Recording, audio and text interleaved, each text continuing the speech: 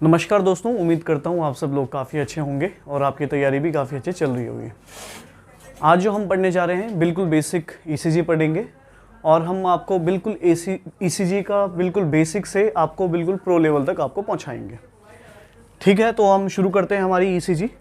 तो आप सभी को पता होगा ईसीजी के बारे में कि ईसीजी क्या होती है, जो आपने देखी है कि ऐसे कुछ होती है और ऐसे कुछ दिखती है हमारी ईसीजी। सबसे पहली चीज़ तो ये कि ईसीजी का फुल फॉर्म होता क्या है। तो ईसीजी के होते हैं दो मतलब। पहला जो मतलब होता है इसको ही बोला जाता है इलेक्ट्रो कार्डियोग्राफी, और दूसरा इसका मतलब होता है इलेक्ट्रो कार्डियोग्राम। तो दो चीज़ आती है, एक होती है ग्राफी और एक होता है आपका ग्राम। अगर कभी आया आपके पास कि ग्राफी क्या होती है और ग्राम क्या होता है, ये भी आपको पता होना चाहिए। तो जो आपकी जो ईसीजी मशीन होती है, जो आपने देखा होगा ऐसे ईसीजी यूं निकली हुई होती है, जिसके आपके ये प्रोब्स होते हैं, इलेक्ट्रोड्स वगैरह होते हैं, और यहाँ से एक मशीन होती है। तो ये जो पूरी मशीन है इसको हम बोलेंगे ग्राम, यानी कि इलेक्ट्रोकार्डियोग्राम। तो ग्राम मतलब होता है मशीन,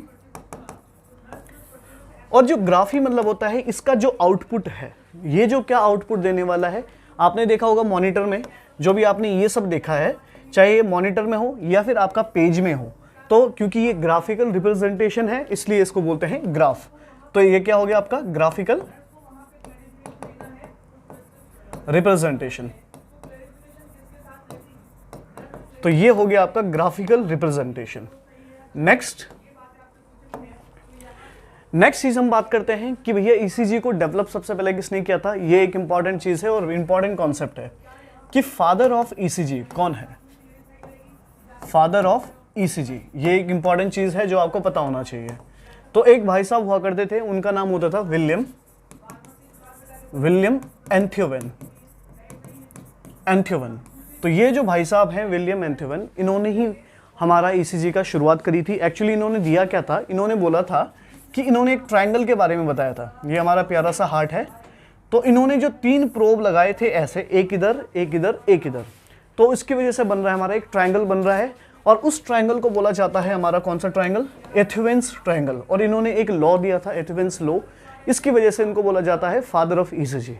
और इन केस कभी क्वेश्चन आए कि मॉडर्न फादर ऑफ ईसीजी कौन है, तो कोई और नहीं, यही भाई साहब है मॉडर्न ईसीजी के फादर भी। ठीक है, तो ये थे हमारी कुछ बेसिक चीज जो आपको पता होनी चाहिए। अब हम बात करेंगे बेसिक कॉन्सेप्ट की।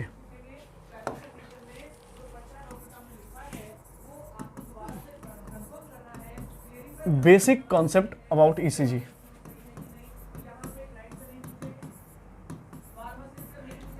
तो ईसीजी के बारे में आपने सुना होगा, एक होता है वेव, एक होता है आपका सेगमेंट, एक होता है आपका इंटरवल, एक होता है आपका आइसोइलेक्ट्रिक लाइन, ऐसा आपने सुना होगा। तो आज जो हम पहली बात करने जा रहे हैं वो बात करने जा रहे हैं आइसोइलेक्ट्रिक लाइन की। आइसोइलेक्ट्रिक लाइन की। अब ये आइसोइलेक्ट्रिक लाइन होती क्या है, इससे पहले आपको पता होना चाहिए हार्ट के बारे में। तो मान लीजिए ये है हमारा प्यारा सा हार्ट, ठीक है, और इस प्यारे से हार्ट में क्या चीज प्रेजेंट होता है आपका, यहाँ पे ये जो हार्ट बनी हुई होती है, ये बनी हुई होती है 3 लेयर से। तो हार्ट जो बना हुआ होता है हमारा, ये बना होता है हमारे टोटल 3 लेयर से। जो अंदर वाला लेयर होता है इसको बोलते हैं एंडोकार्डियम। फिर इसके बाद एक मस्कुलर लेयर होती है, और मस्कुलर लेयर जो होती है ये बनी हुई होती है आपके मसल से, तो इसको बोलते हैं मायोकार्डियम। और फाइनली एक आउटर जो लेयर होती है ये बनी हुई होती है हमारी किस चीज से, ये आउटर वाली होती है, इसको बोलते हैं पेरिकार्डियम। यहां से भी डायरेक्ट कुछ क्वेश्चंस आते हैं, ये आपको पता होनी चाहिए कि सबसे अंदर वाली लेयर एंडोकार्डियम, सबसे बाहर वाली लेयर पेरिकार्डियम, और बीच वाली लेयर मायोकार्डियम। मायो का मतलब ही होता है मसल। तो एक और क्वेश्चन आपके पास यहां से आएगा कि मसल की लेयर कौन सी, ऐसी कौन सी लेयर है जो मसल से बनी हुई है, और जो भी सब चीज मसल से बनी हुई होती है वही हमारी सबसे क्या होती है, स्ट्रॉन्गेस्ट लेयर होती है। तो ये आपको पता होना चाहिए कि सबसे स्ट्रॉन्गेस्ट लेयर कौन सी है। फिर नेक्स्ट जो क्वेश्चन आता है आपके पास कि आपने सुना होगा इनके बारे में कि हमारे हार्ट में क्या चीज प्रेजेंट होती है। हमारे हार्ट में प्रेजेंट होती है वॉल्व्स। ठीक है, ये जो वाल्व हैं ये वाल्व कौन सी लेयर से बने हुए होते हैं? ये बने हुए होते हैं दो लेयर से, एक हमारे मायोकार्डियम से, दूसरा हमारा एंडोकार्डियम से। लेकिन अगर मुझे इन दोनों में से कोई एक ऑप्शन चुनना हो कि कौन सी लेयर से बना है, तो ये बना होता हमारा एंडोकार्डियम से।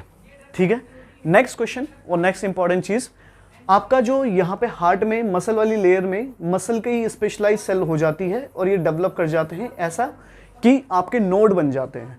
नोड आप लोगों ने सुना होगा, NOD। नोड नहीं पता है तो नोड मतलब होता है किसी भी चीज का उभार। मान लीजिए प्लेन एरिया है, प्लेन एरिया में थोड़ा सा कोई उभार आ गया, इसी उभार को बोलते हैं नोड। तो मस्कुलर लेयर में भी अगर कोई एक नोड बना हुआ है, उभार बना हुआ है, तो इस नोड को बोला जाता है SA नोड। इसका नाम क्यों है SA node? SA node, SA node का फुल फॉर्म होता है क्योंकि ये जो हमारा हार्ट है इसको डिवाइड किया जाता है 4 चैम्बर में। ये हो ऊपर वाले एट्रिया, नीचे वाले वेंट्रिकल। क्योंकि ये हमारे एट्रिया में है इसलिए इसका नाम हो गया एट्रियल। और यहां पे जो हमारी एक ओपनिंग होती है, इस ओपनिंग को बोला जाता है कोरोनरी साइनस। कोरोनरी साइनस का काम क्या होता है कि ये हार्ट का ही ब्लड को लेके हार्ट में ही डाल देता है, यानी कि हार्ट का डीऑक्सीजनेटेड ब्लड सारा कहां डालेगा? आपके राइट एट्रियम में डालेगा। और इसलिए क्योंकि ये कोरोनरी साइनस के बगल में नोड प्रेजेंट है इसलिए इसका नाम होता है साइनो। तो इसका नाम हो गया साइनो एट्रियल नोड। और बहुत ही इंपॉर्टेंट चीज है साइनो एट्रियल नोड। अब इसका इंपॉर्टेंस क्या है ये भी समझ लीजिए। इसका जो इंपॉर्टेंस होता है, इसकी जो खास चीज है ये है कि इसका काम होता है करंट को जनरेट करना। और करंट क्या जनरेट करता है? खुद से ये क्या बनाता है? करंट बनाता है। तो आज के बाद याद रख लेना, जब कभी भी वर्ड आए करंट, तो करंट का एक और मतलब होता है पेस, इसका ही एक और मतलब होता है इलेक्ट्रिसिटी, इसका ही एक और मतलब होता है इम्पल्स। तो इन शॉर्ट मैं कहूँ पेस, करंट, इम्पल्स तो एक ही चीज है। और ये कौन बनाता है हमारा? ये बनाता है हमारा कौन सा node? SA node, cyano atrial node. इसलिए इसको बोला जाता है पेस मेकर या करंट मेकर, क्योंकि ये करंट बना रहा है इसलिए इसको क्या बोलेंगे? Pacemaker of heart. तो पेस मेकर ऑफ हार्ट कौन हो गया हमारा? Sino atrial node. और ये केवल अकेला नहीं होता है, इसी की तरह एक और छोटा सा स्ट्रक्चर यहाँ पे भी प्रेजेंट होता है। और ये कहाँ पे होता है? जहाँ पे आपका एट्रिया खत्म होने वाला है और आपका वेंट्रिकल शुरू होने वाला होता है, वैसे ही इसी की तरह एक छोटा सा नोड यहाँ पे भी प्रेजेंट होता है। इसलिए इसको बोला जाता है एट्रिया में है और वेंट्रिकल के पास है, इसलिए AV नोड। और ये बोलता है भैया जब तेरी तरह मैं भी हूं तो मैं भी क्या दूंगा? करंट जनरेट करूंगा। तो ये बोलता है कि चल भैया तू भी करंट दे दे। और ये खुद से भी क्या कर सकता है? करंट। और करंट को क्या बोल रहे हैं हम? पेस। तो इसलिए इसको भी बोलते हैं पेस मेकर। तो हमारे हार्ट के पास कितने पेस मेकर हो गए? टोटल 2, यानी कि 2 ऐसे स्ट्रक्चर जो क्या बनाएंगे? करंट बनाएंगे। ठीक है, तो क्योंकि ये पहले आ रहा है तो इसलिए इसको बोलते हैं प्राइमरी पेसमेकर। ऐसे नोड को बोलेंगे प्राइमरी पेसमेकर। और ये सेकंड नंबर पे आ रहा है इसलिए इसको बोलेंगे सेकेंडरी पेसमेकर।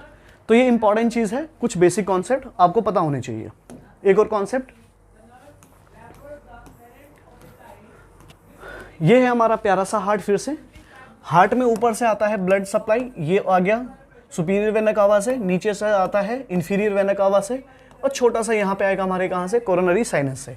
ये ब्लड आएगा आपका यहाँ से, फिर ये चला गया हमारा ट्राइकस्पिड वॉल में। ये होता है आपका ट्राइकस्पिड वॉल। यहाँ से जाता है हमारे एक मोटी सी स्ट्रक्चर में, मोटे से ब्लड वेसल, और ये फर्दर डिवाइड हो जाती है 2 में। ये जो मोटी सी स्ट्रक्चर है इसको बोलते हैं पल्मोनरी ट्रंक। और ये हो गया आपका क्या? Pulmonary artery. और ये भी होगी आपकी पल्मोनरी आर्टरी। ये राइट साइड जाएगी तो राइट पल्मोनरी आर्टरी, ये लेफ्ट पल्मोनरी आर्टरी।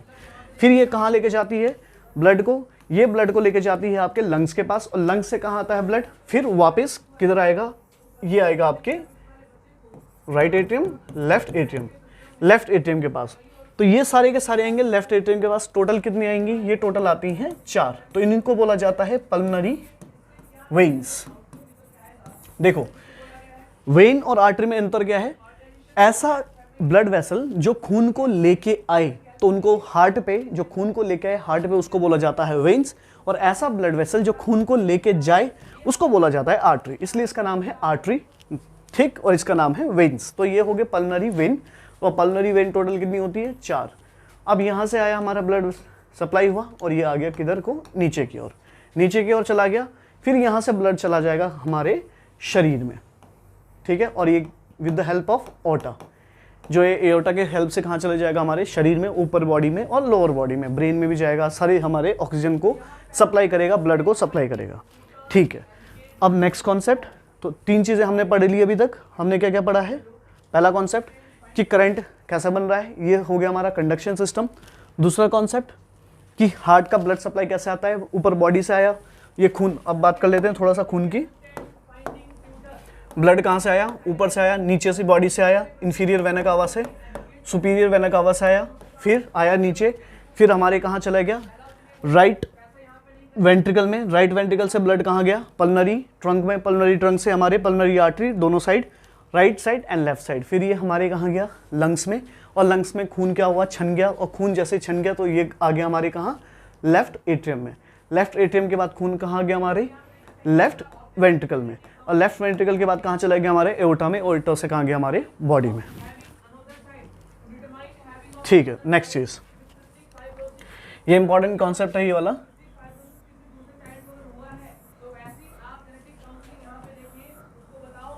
तो आज के बाद 2-4 कॉन्सेप्ट और से याद रख लेना, इसमें बहुत ही इंपॉर्टेंट चीज है।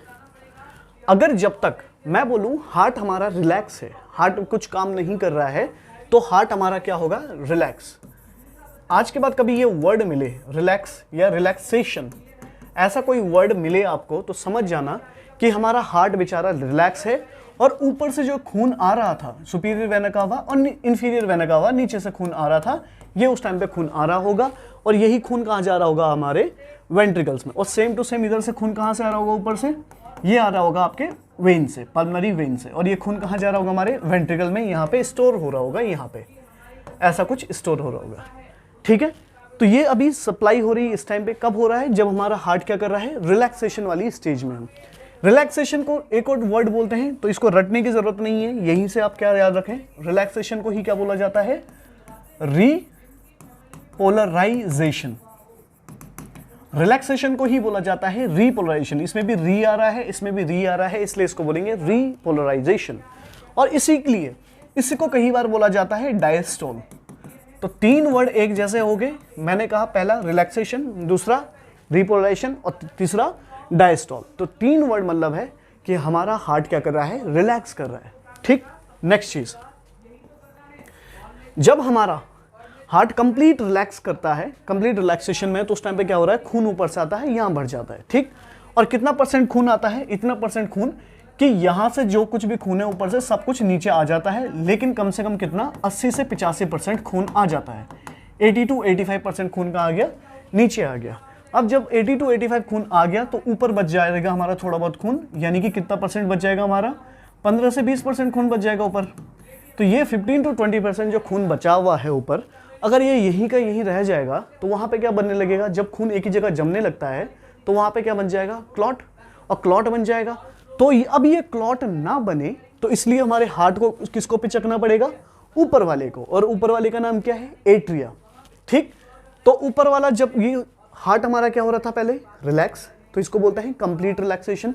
तो पहला जो हमने वर्ड सुना, पहला जो चीज होता है कंप्लीट रिलैक्सेशन, कंप्लीट रिलैक्सेशन। ये जो कंप्लीट रिलैक्सेशन होता है इसी को ही बोलते हैं कंप्लीट डायस्टोल। डायस्टोल मतलब भी सेम है। और रिलैक्सेशन का एक और वर्ड क्या होता है? Complete repolarisation. Complete repolarisation. तो 3 वर्ड एक जैसे हो गए, रिलैक्सेशन, डायस्टोल एंड रीपोलराइजेशन, सब एक जैसे ही हैं। तो जब आपका हार्ट कंप्लीट रिलैक्सेशन है तो उस टाइम पे हमारे हार्ट में क्या हो रहा है? हमारे वेंट्रिकल जो हैं, ये वाली वेंट्रिकल, उन पे क्या हो रही है? वेंट्रिकल की फीलिंग हो रही है।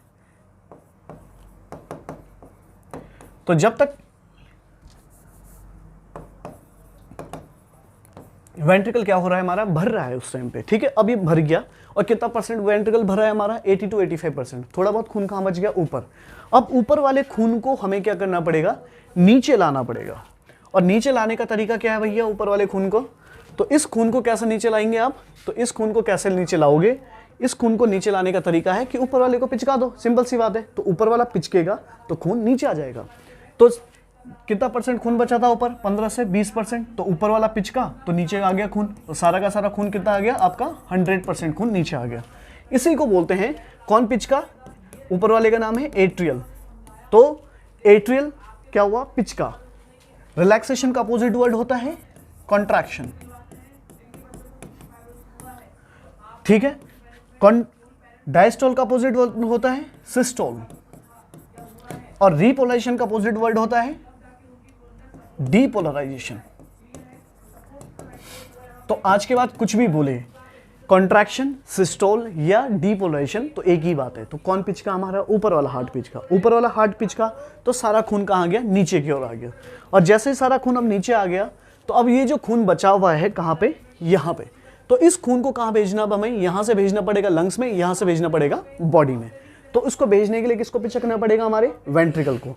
तो अब कौन पिचकेगा, हमारा तीसरा पॉइंट वेंट्रिकल पिचकाना है, तो इसको बोलेंगे वेंट्रिकुलर, क्या करेगा, पिचकने को क्या बोलते हैं, कॉन्ट्रैक्शन या सिस्टोल, या मैं बोलूं डीपोलराइजेशन। तो कौन क्या हुआ हमारा, ventricular systole, ventricular contraction, ventricular depolarization, एक ही बात है। तो कौन पिचकेगा हमारा, अब हमारा पिचकेगा वेंट्रिकल, और वेंट्रिकल भेज देगा यहाँ से खून बाहर, इधर से बॉडी में और इधर से हमारे लंग्स में, ठीक है। तो कुछ ऐसा होगा हमारा। तो अब ये क्यों बताया मैंने, ये ईसीजी में बहुत ही ज़्यादा इंपॉर्टेंट है और बहुत ज़्यादा काम आने वाला है। तो थोड़ा सा मैं इसमें और दो चीज़ और ऐड कर देता हूँ। पहला कि ये जो हमारा चीज़ आई है इतनी, ये जो 3 वर्ड है, ये वर्ड आते हैं आपके कार्डियक साइकिल, आपने बिल्कुल सुनी होगी। तो यही चीज़ कहलाती है हमारी कार्डियक साइकिल।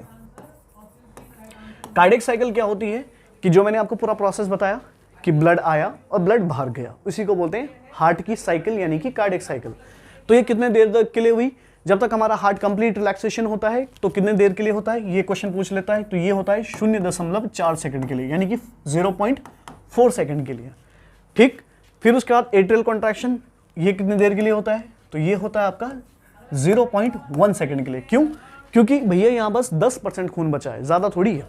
फिर वेंट्रिकुलर कॉन्ट्रैक्शन, तो ये कितनी देर के लिए होता है, ये होता है 0.4, 0.1, 0.3 सेकंड के लिए। तो क्वेश्चन आपके पास आता है कि कार्डियक साइकिल कितने सेकंड की होती है टोटल, तो काउंट कर लो इनको, 4, 5, 3, 8, तो 0.8 सेकंड के लिए हमारी क्या हो जाएगी, ये साइकिल चलेगी। और इसी साइकिल को बोलते हैं कार्डियक साइकिल। बहुत ही ज़्यादा इंपॉर्टेंट है, ये आपको पता होनी चाहिए। नेक्स्ट चीज़, अब इसका ईसीजी में क्या काम है।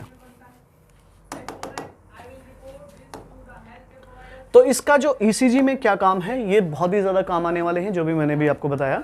तो आज का जो पहला वर्ड है हमारा आइसो इलेक्ट्रिक लाइन। तो आइसो इलेक्ट्रिक लाइन क्या होता है कि जब अब हम हार्ट की बात करते हैं, तो हार्ट की हमें एक्टिविटी चेक करनी है। तो हमें पता कैसा चलेगा, हमने लगा दिए इलेक्ट्रोड्स, ठीक। इलेक्ट्रोड लगाने के बाद मशीन में ऐड कर लिया, इलेक्ट्रोकार्डियोग्राम अटैच कर दिया। तो अब आप मॉनिटर को देखोगे, तो जब आप मॉनिटर को देखोगे यहाँ पे, तो अगर ऐसी कोई लाइन आ रही है, तो जिसमें ना पॉजिटिव चार्ज है ना इसमें नेगेटिव चार्ज है, ना ऊपर पॉजिटिव चार्ज है ना इसमें नेगेटिव चार्ज है, तो इसको हम बोलेंगे आइसो इलेक्ट्रिक लाइन। तो ये लाइन जो होगी हमारी, ये कहलाएगी आइसो इलेक्ट्रिक लाइन। तो आइसो इलेक्ट्रिक लाइन क्या होती है, ऐसी लाइन, ऐसा चार्ज जब जिसमें ना पॉजिटिव है ना इसमें नेगेटिव है, तो इस चार्ज को बोलते हैं आइसो इलेक्ट्रिक लाइन, ठीक है। इसी लाइन को बोलते हैं। तो ये कब आती है, ये भी समझ लीजिए थोड़ा सा। जब आपका हार्ट बिल्कुल रिलैक्स होगा, पूरा हार्ट क्या कर रहा है, कंप्लीट रिलैक्सेशन, या फिर आपका हार्ट बिल्कुल काम नहीं कर रहा होगा, तो क्या आएगी हमारी आइसो इलेक्ट्रिक लाइन आएगी। यानी कि ये कब कब आ सकती है, जब हमारे हार्ट में कोई भी एक्टिविटी नहीं आ रही है।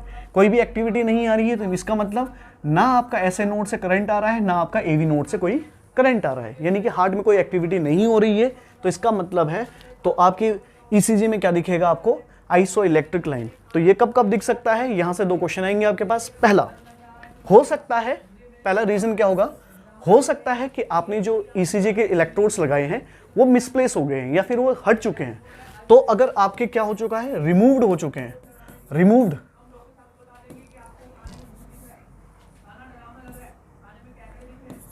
क्या रिमूव हो चुके हैं आपके इलेक्ट्रोड्स, जो आपने इलेक्ट्रोड्स लगाए थे वो हट गए, तो देख लेना। इसलिए आपके मॉनिटर में क्या आएगी, एक आइसो इलेक्ट्रिक लाइन आएगी। दूसरा कारण हो सकता है पेशेंट क्या हो गया हो, भगवान को प्यारा हो चुका हो और तारा बन चुका हो।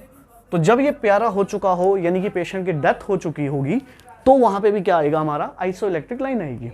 या फिर आपके हार्ट ने बिल्कुल काम करना बंद कर दिया है ऑल ऑफ सडनली, तो इसको हम बोलते हैं आपके हार्ट ने क्या हो चुका है, आपके हार्ट को आ गया है अरेस्ट, किसी ने उसको बंद कर दिया है। किसको बंद कर दिया है? हार्ट को बंद करने को बोलते हैं कार्डियक अरेस्ट। अपने काम करने को बिल्कुल बंद करना इज अरेस्ट, तो यही कहलाता हमारा कार्डियक अरेस्ट।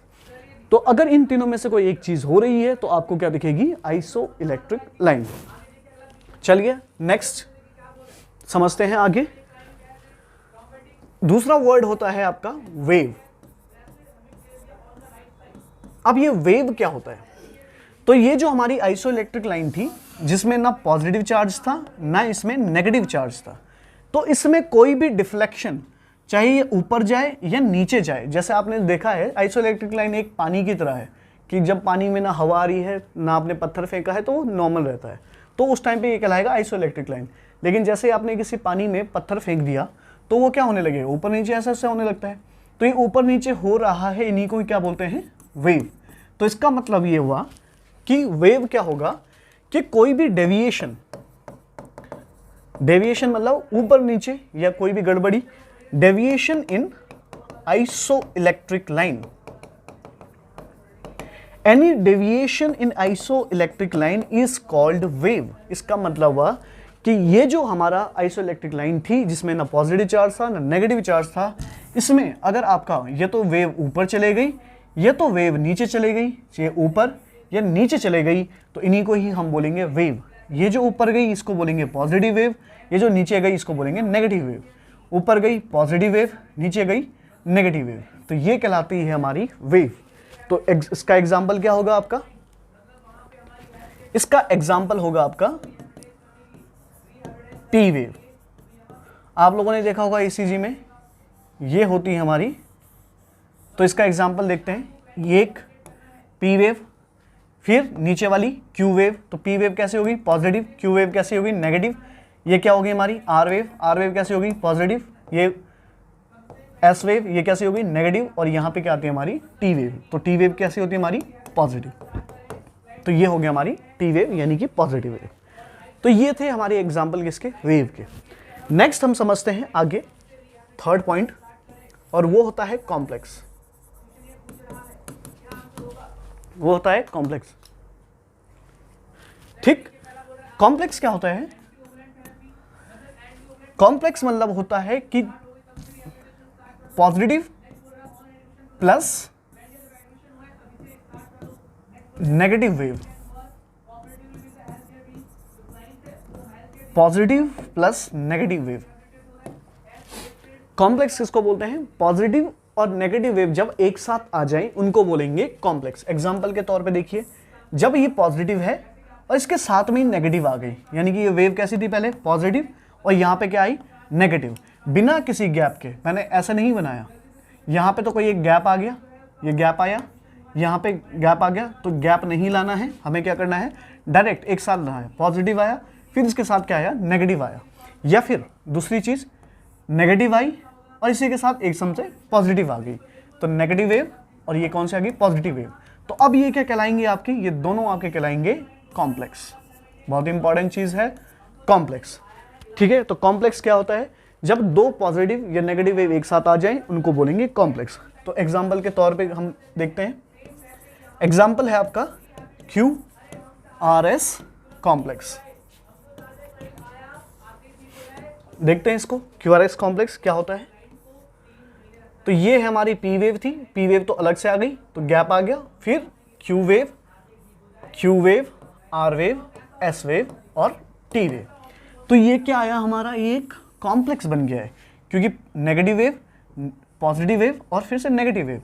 तो अब देखिए तीन वेव एक साथ आ गई, वो भी पॉजिटिव नेगेटिव पॉजिटिव ऐसे करके आए, या नेगेटिव पॉजिटिव नेगेटिव, या कुछ भी करके आए। तो तीन वेव एक साथ आ गई, तो अब ये क्या कहलाएगी? हमारी कॉम्प्लेक्स। तो इसका नाम क्या हो गया? कॉम्प्लेक्स। ठीक, और example Q R S complex. Next fourth point होता है आपका, फोर्थ या थर्ड पॉइंट, हाँ फोर्थ पॉइंट, वो होता है आपका सेगमेंट। सेगमेंट। अब सेगमेंट क्या होता है वो समझिए। सेगमेंट आप लोगों ने सुना होगा कि सेगमेंट हिंदी में बोलते हैं टुकड़ों में बांट देना, छोटे छोटे छोटे छोटे टुकड़ों में किसी चीज को बांट देने को क्या बोलते हैं, सेगमेंट बोलते हैं।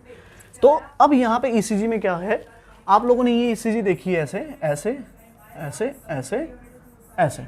तो जब ये जो आपको इन दोनों के बीच में ये जो लाइन दिख रही है, इनको ही बोलते हैं सेगमेंट। सेगमेंट तो सेगमेंट क्या हुआ कि ये जो लाइन है, ये लाइन तो सीधी है, ना इसमें पॉजिटिव चार्ज है ना इसमें नेगेटिव चार्ज है, सेम ना पॉजिटिव चार्ज है ना नेगेटिव चार्ज है। तो इसको बोलेंगे iso electric line. Iso electric line between two waves और कॉम्प्लेक्स। दो वेव या कॉम्प्लेक्स के बीच में, या कॉम्प्लेक्स वेव के बीच में, या वेव वेव के बीच में आए तो उसको बोलेंगे क्या, आइसो इलेक्ट्रिक लाइन, यानी कि सेगमेंट। तो सेगमेंट क्या हो गया, एग्जांपल जैसे ये दो वेव हैं, ये वेव, तो ये मान लीजिए ए वेव है, ये बी वेव है, तो इन दोनों के बीच में जो गैप आ रहा है, एक आइसो इलेक्ट्रिक लाइन आ रहा है, इसको ही हम बोलेंगे एक ये क्या आ गया है, सेगमेंट आ गया है। या मैं बोलूं ये दो मैंने कॉम्प्लेक्स बनाए, एक और कॉम्प्लेक्स बनाया, तो इसको भी क्या बोलूंगा मैं, सेगमेंट। या मैं बोलूं कि एक वेव बनाई और एक कॉम्प्लेक्स बनाया, तो ये भी क्या कहलाएगा हमारा, सेगमेंट। ठीक है, इसका एक एग्जांपल ले लेते हैं। आपने सुना होगा एसटी सेगमेंट, ये इंपॉर्टेंट है और एक ही सेगमेंट आपको देखना है, बस ज्यादा दिमाग लगाने की जरूरत नहीं है। एसटी सेगमेंट, अब ये एसटी सेगमेंट क्या होता है भाई, तो एसटी सेगमेंट क्या होता है, ये हमारा P wave, Q R S complex, और ये हो गया हमारी टी वेव। तो ये जो हमारी क्या आया, एस, जहां पे हमारी एस वेव खत्म हुई और जहां पे हमारी टी वेव की ऊपर शुरुआत हुई, यानी कि यहां तक जहां पे ना पॉजिटिव चार्ज है ना नेगेटिव चार्ज है, ये क्या कहलाएगा हमारा सेगमेंट। और कौन सा वाला सेगमेंट कहलाएगा, S T segment. Very very very important, तो ये आपको पता होना चाहिए, एस टी सेगमेंट, जहां पे ना पॉजिटिव चार्ज है ना नेगेटिव चार्ज है, और दो वेव और कॉम्प्लेक्स के बीच में आ गया, तो इसलिए इसका नाम क्या हो गया, एसटी सेगमेंट। ये इंपॉर्टेंट है, काफी डिजीज कंडीशन में है, हमारे काम आएगा। जैसे हम पढ़ेंगे, हमारा ये कहाँ काम आता है, जैसे मैं बोलूंगा कि डिप्रेस्ड एसटी सेगमेंट, तो एसटी सेगमेंट बोले तो ये जो हमारा सेगमेंट है, ये वाला डिप्रेस्ड एसटी सेगमेंट, ये नीचे आ गया, या एलिवेटेड एसटी सेगमेंट ये ऊपर हो गया, ऐसे। ठीक है, ये हमारे मायोकार्डियल इंफार्क्शन जब हम पढ़ेंगे वहां हम देखेंगे। नेक्स्ट सेगमेंट के बाद आता है हमारा पांचवा point, that is interval. Interval, पानी लो।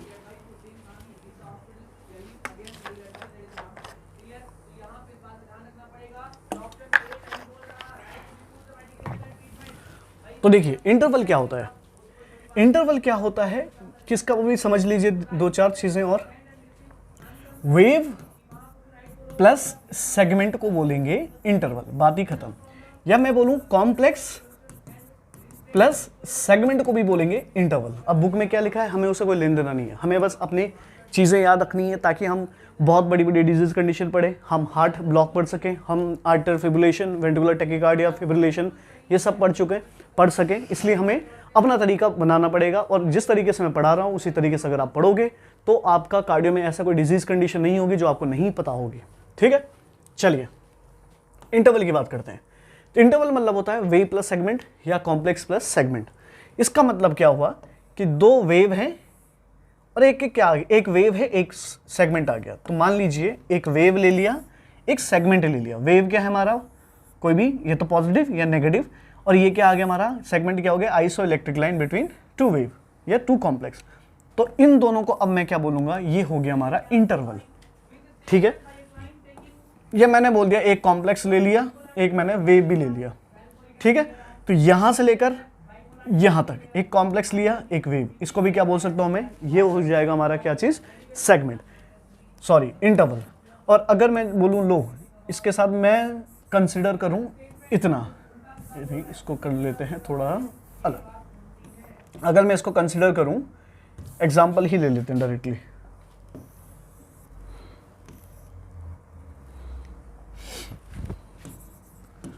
तो दो इंटरवल होते हैं आपके पास, एक होता है पीआर इंटरवल, 1 पॉइंट, और दूसरा होता है आपके पास QT interval, PR interval, and second one will be QT interval.